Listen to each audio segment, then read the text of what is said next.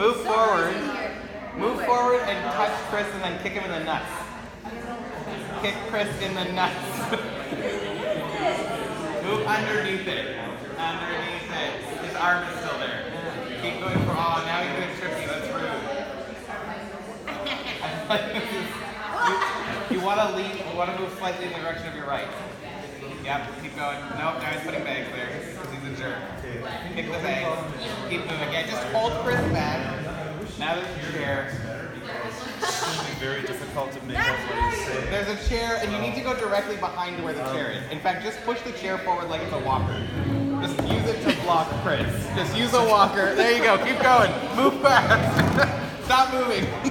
Yeah! You win. I think we won. We won. Yeah. Okay.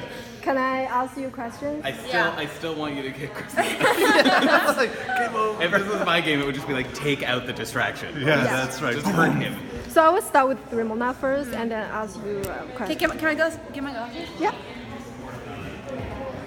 I think we need it longer. I was just getting into my thing. I don't know. I feel like using the chair as a walker really threw you off. Yeah, you're like, oh, I was it's like, done. How How do I get back in front of there now? Yeah, exactly. Okay, so have you tried VR before? Yes. Is it kind of remind you of any VR experiences? Any like game in particular or? No, just the VR experiences. I guess if I hit things in my like vicinity, then that was similar, like in feeling. But usually in VR there's like a target or I know what I'm interacting with. This was like completely blind. Okay. So what you think is the most difficult part for you to reach out your final destination? I think one of the things was there's so many voices in the space that weren't Max or Chris. So I just wanted to be like, shut up and let me focus here.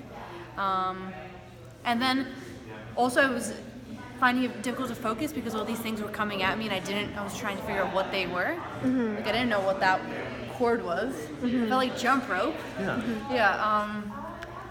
Yeah, I think it was just difficult that I had no idea really what was around me. Okay, thanks. Disorienting. So Chris, Yeah.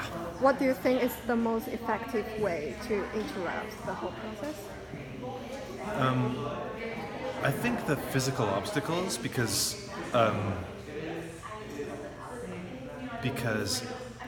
everything else she can use her intelligence to overcome. If I say something or if I try to be really loud, she can just double down on paying attention to Max, who's giving her directions. But she doesn't have her vision, so navigating in the dark. I think that's the hardest part of like, okay, my vision is not a good cue for what I'm going to fall over next. And the fact that it was kind of changing as she moved makes it even worse.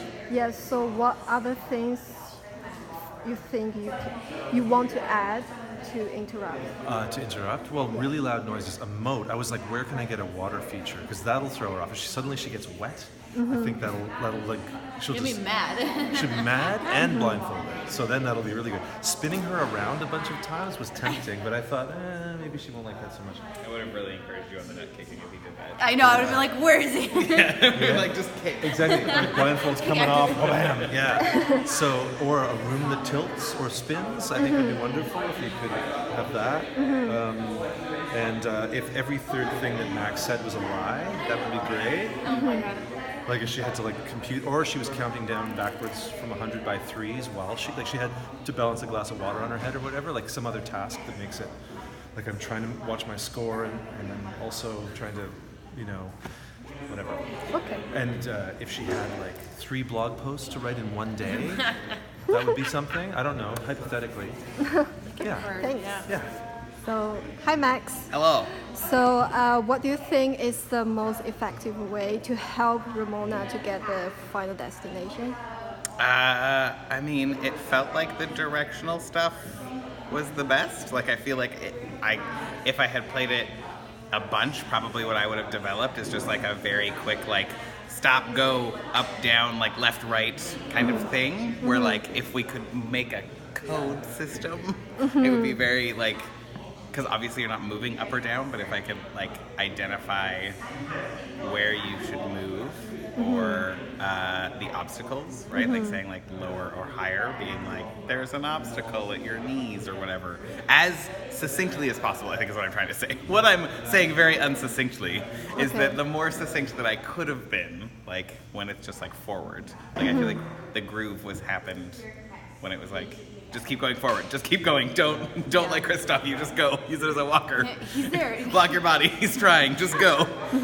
So like the smaller the directions could be, Okay. I feel like the more they were effective. Yeah, I think it kind of answered the next question.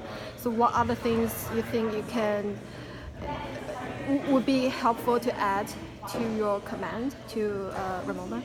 Yeah, I definitely feel like if there was some kind of signal, but that might get really complicated. Like if there was a code of like when I say red, move to the left or whatever. So like so that we have a way of communicating that is superseding whoever's that's interrupting's understanding of our communication, right? Because when I say left, then Chris is capable of being like, I'm just gonna go over here. Yeah. But if I said like green, and that meant left, then Chris would be like, oh, where are you going? Yeah. You've gotten away That's from it, me. yeah. So if I feel like if there was a code system, that would be kind of fun. Okay. It would hurt my brain, and Yeah, probably me also too. your Yeah, brain. like, Yeah, like it would have to be very simple. And just fall but- backwards. Yeah.